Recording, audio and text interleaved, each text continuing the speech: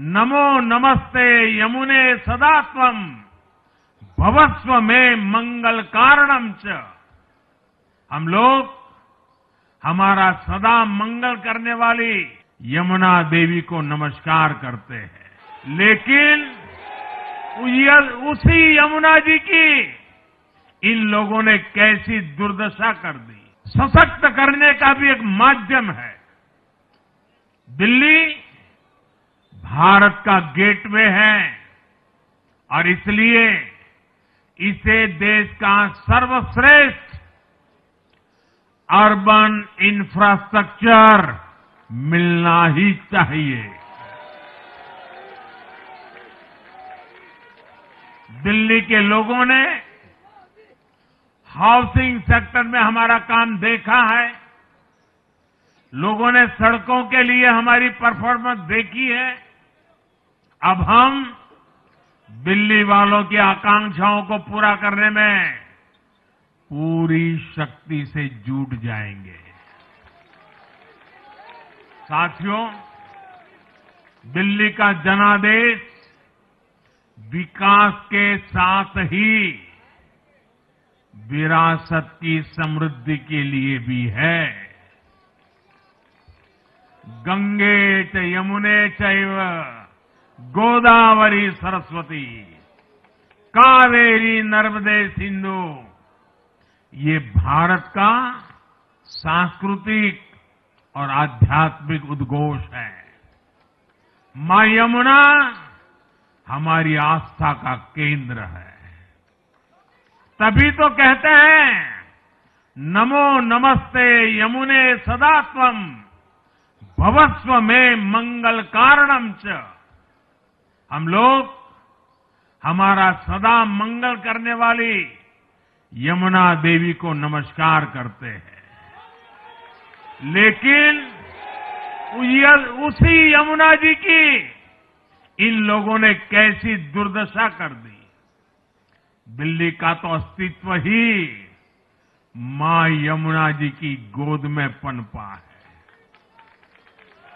दिल्ली के लोग यमुना जी की इस पीड़ा को देखकर कितना आहत होते रहे हैं, लेकिन दिल्ली की आपदा ने इस आस्था का अपमान किया। दिल्ली की आपदा ने लोगों की भावनाओं को, उनकी आस्था को पैरों तले कुचल दिया। अपनी नाकामी के लिए हरियाणा के लोगों पर इतना बड़ा आरोप लगा दिया। साथियों, मैंने चुनाव प्रचार के दौरान संकल्प लिया है कि यमुना जी को हम दिल्ली शहर की पहचान बनाएंगे।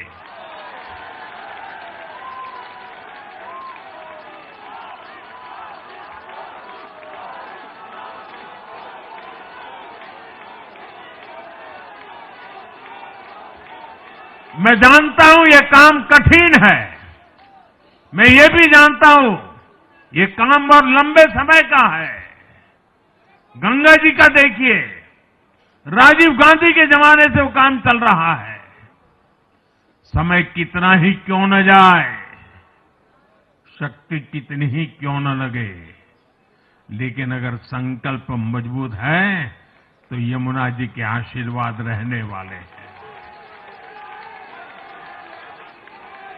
हम मां यमुना जी की सेवा के लिए हर प्रयास करेंगे, पूरे सेवा भाव से काम करेंगे।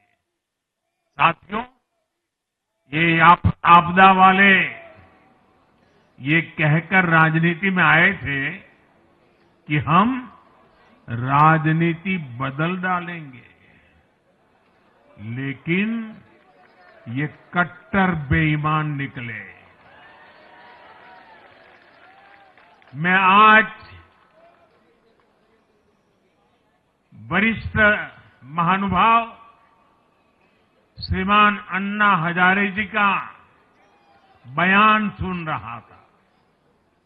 अन्ना हजारे जी काफी समय से इन आपदा वालों के कुकर्मों की पीड़ा झेल रहे थे, आज उन्हें भी उस पीड़ा से मुक्ति मिली होगी।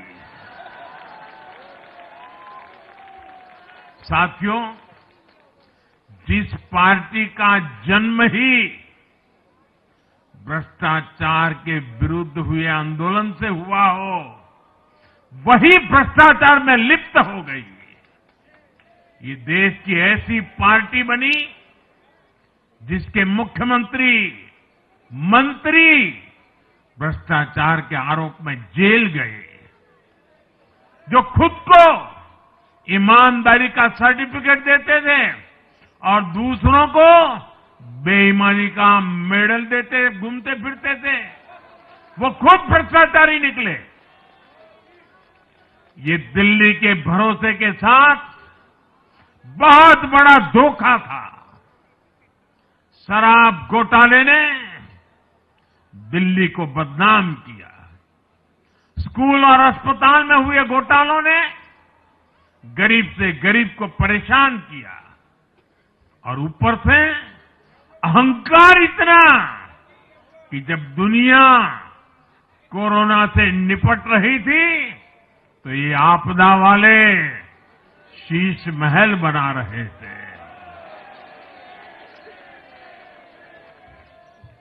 इन आपदा वालों ने अपने हर घोटाले को छिपाने के लिए रोज नई नई साजिशें रची, लेकिन अब दिल्ली का जनादेश आ चुका है। मैं गारंटी दे रहा हूं, पहले विधानसभा सत्र में ही सीएजी की रिपोर्ट सदन में रखी जाएगी।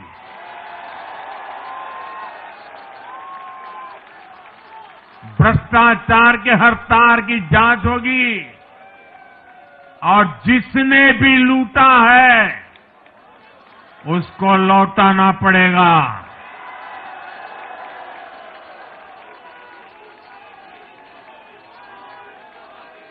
ये भी मोदी की गारंटी है।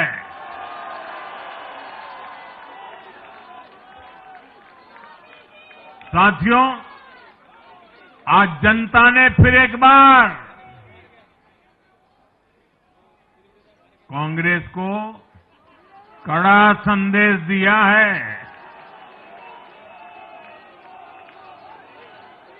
दिल्ली के चुनाव में कांग्रेस ने 0 की डबल हैट्रिक लगाई है। देश की राजधानी में देश की सबसे पुरानी पार्टी का लगातार दिल्ली में 6 बार से खाता नहीं खुल रहा है, और ये लोग खुद को पराजय का गोल्ड मेडल देते फिर रहे हैं। सच्चाई ये है कि कांग्रेस पर देश बिल्कुल भरोसा करने के लिए तैयार नहीं है। पिछली बार मैंने कहा था कि कांग्रेस एक परजीवी पार्टी बन चुकी है। ये खुद तो डूबती है, अपने साथियों को भी डुबोती है। साथियों, कांग्रेस एक के बाद एक अपने सहयोगियों को खत्म कर रही है, और इनका तरीका भी बड़ा मजेदार है। आज की कांग्रेस अपने सहयोगियों की जो भाषा है, जो उनके एजेंडा है, उसी को चुराने में लगी हुई है। उनके मुद्दे चुराती है, फिर उनके वोट बैंक में सेंध मारती है। यूपी में कांग्रेस उस वोट बैंक को छीनने की कोशिश कर रही है जिस पर समाजवादी पार्टी और बीएसपी अपना हक मानती थी। मुलायम सिंह जी इसको बराबर समझ गए थे। इसी तरह तमिलनाडु में कांग्रेस आज डीएमके की भाषा डबल जोर से बोलती है। उनको डीएमके के वोटर को लुभाना करके खुद की हैसियत बनानी है। बिहार में भी ये कांग्रेस ही है जो जातिवाद का जहर फैलाकर अपनी सहयोगी आरजेडी का जो पेटेंट है